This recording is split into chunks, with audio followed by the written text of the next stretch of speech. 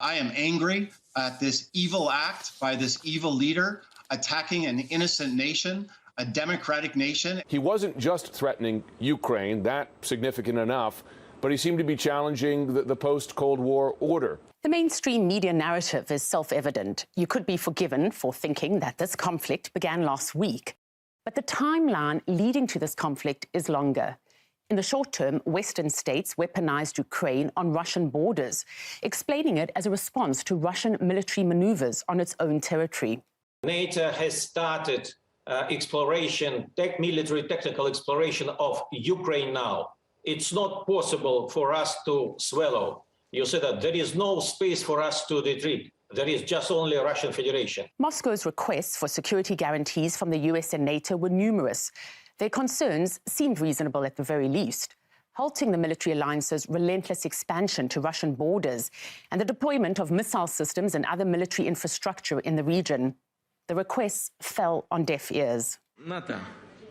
NATO moves its forces to our state borders, while we, strictly fulfilling the agreement, do not react to these actions in any way. I think it's clear that NATO's enlargement process has nothing to do with modernizing its alliance or ensuring security in Europe. It is precisely these central concerns of ours that were unfortunately ignored in the responses received on January the 26th from the United States and NATO. In the absence of the readiness of the American side to agree on firm, legally binding guarantees of ensuring our security by the United States and its allies, Russia will be forced to respond, including through the implementation of military technical measures. Washington was adamant in its firm support of NATO's open-door policy, even though the apparently defensive alliance was from the very outset aimed against Russia, back then the USSR. So if Kremlin's aim is to have less NATO on its borders, it will only get more NATO. This appeared to be a 180-degree turnaround of former agreements. Here's a map of NATO members in 1990 and in 2022. So the promises were broken, not once, not twice, but 14 times. That's how many countries have become NATO members since the 90s. Yet now, NATO and co., cheered on by the mainstream media, pretend like there were no promises at all. I would like to state once again that neither the 2+4 agreement nor the NATO-Russia Founding Act contained promises to Russia that NATO would not expand to the east. The 2+4 agreement does not mention this issue at all, and any statements to the contrary do not correspond to reality. Where is that written down?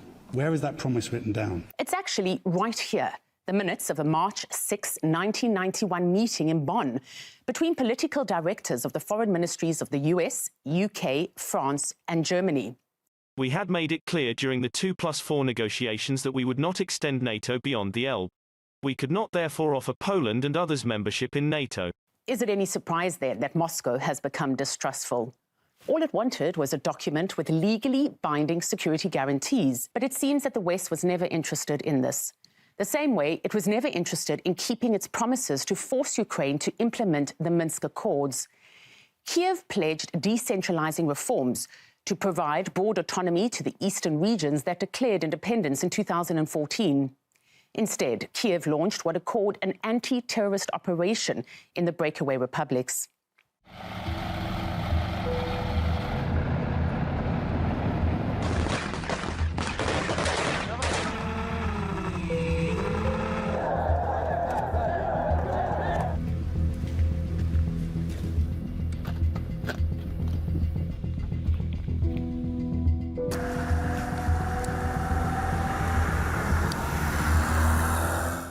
The fact that over 14,000 people were killed in the Donbass since 2014 didn't seem to concern or to be noticed by the international community. The West also closed its eyes to the fact that many of the volunteer battalions accompanying the Ukrainian military in their fight against the rebels had nationalist backgrounds.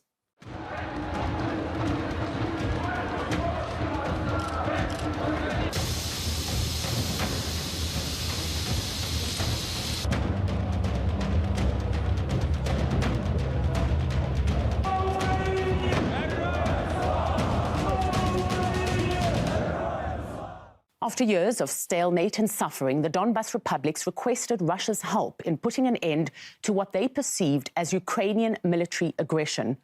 Russia sees their military operation as a defense of these people. Of course, the Western narrative is one of aggression, despite their own military interventions in Iraq, Syria, Afghanistan, and Serbia, to name just a few. As US outlets cover Russia's attack on Ukraine, remember how these same outlets cover US attacks. When the US bombed Syria in 2017, MSNBC's Brian Williams called the footage of the strike beautiful. He then quoted Leonard Cohen, "I am guided by the beauty of our weapons." CNN's Fareed Zakaria was similarly enthusiastic about Trump's attack on Syria. "I think Donald Trump became president of the United States last night. He talked about international norms, international rules, about America's role in enforcing justice in the world." All of us, including the Iraqi people, are going to be very fortunate. I think it was the smartest thing George Bush did. Why would we intervene in Libya? Because it'd be the right thing to do. Because people are dying for altruistic reasons. This is, as I say, a consequence of a consistent pattern of violations of international law by us, by the United States, and by NATO. I think that it would have been super easy for the Western powers to accept that the best solution would be to have a declaration of neutrality for Ukraine, and then Ukraine could have the best relations, commercial and otherwise, with the West and with the East. But we have here a problem of an information war in which the level of lying, the level of fake news and fake history and fake law has reached such points that people cannot talk to each other.